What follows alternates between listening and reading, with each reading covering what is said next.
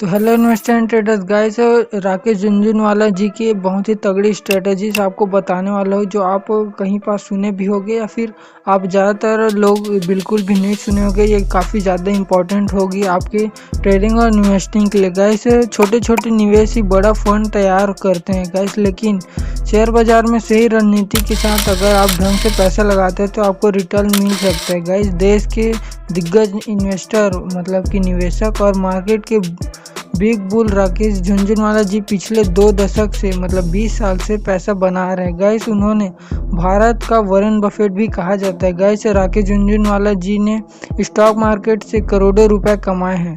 Guys हम उनकी कमाई का मंत्र टिप्स की जानकारी आपको इस वीडियो में आपको देने वाले हैं।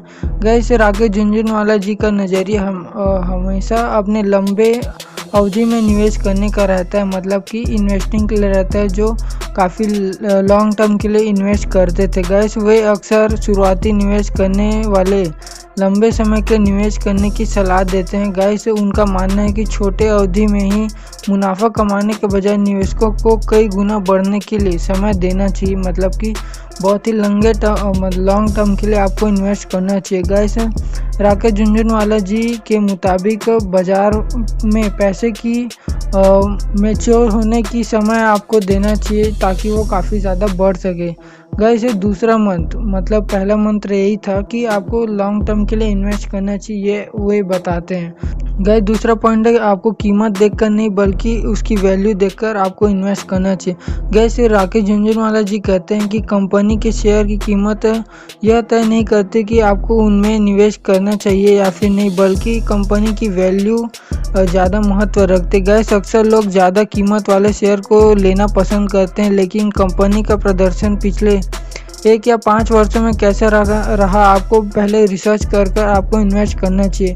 गाइस कंपनी का आउटपुट अच्छा है तो शेयर बाजार में उतार चढ़ाव के बावजूद वह आपको अच्छे रिटर्न दे सकते हैं। ठीक है, तो पहला पॉइंट यही था कि आपको लॉन्ग टर्म के लिए इन्वेस्ट करना चाहिए। दूसरा पॉइंट ये था कि आपको कम कीमत को देखकर नहीं बल्कि उसकी वैल्यू को देखकर आपको इन्वेस्ट करना चाहिए। गाइस तीसरा मंत्र मतलब कि तीसरा पॉइंट ये है राकेश झुनझुनवाला जी का कि दूसरे को देखकर आपको पैसा बिल्कुल भी नहीं लगाना चाहिए। गाइस अक्सर क्या करते हैं, मतलब आप लोग भी कई सारे लोग ये करते होंगे कि किसी यूट्यूबर या फिर किसी वेबसाइट पर कोई बता दिया तो आप इन्वेस्ट कर लेते हो, फिर आपके दोस्त बता लेते हैं तो आप इन्वेस्ट कर देते हो। गाइस आपको ऐसा नहीं करना है, आपको चल ठीक है बता रहे हैं, उसके बाद आपको थोड़ी सी रिसर्च करनी चाहिए, उसके बाद आपको इन्वेस्ट करना चाहिए। गाइस चौथा मंत्र बताते हैं कि मतलब कैश सरप्लस क्या है। गाइस कैश सरप्लस है कि आपको लोन लेकर या फिर किसी से पैसे मांगकर आपको इन्वेस्ट बिल्कुल भी नहीं करना चाहिए, काफ़ी ज़्यादा खतरनाक हो सकता है।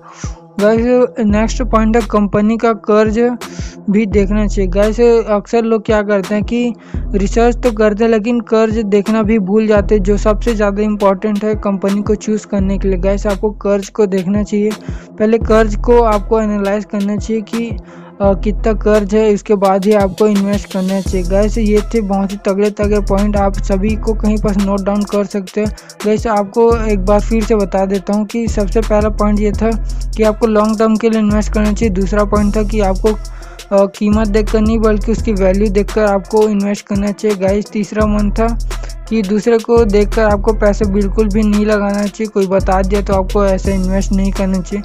गाइस चौथा मंत्र कि आपको लोन लेकर आपको इन्वेस्ट नहीं करना चाहिए। गाइस पांचवा मंत्र कि आपको एक साथ पूरा पैसा नहीं लगाना चाहिए और आपको कंपनी की वैल्यू देखकर आपको इन्वेस्ट करना चाहिए। गाइस छठवां मंत्र कि आपको कंपनी का कर्ज भी देखना चाहिए, जो काफ़ी ज़्यादा इम्पोर्टेंट होती है आपको एनालाइज करने के लिए।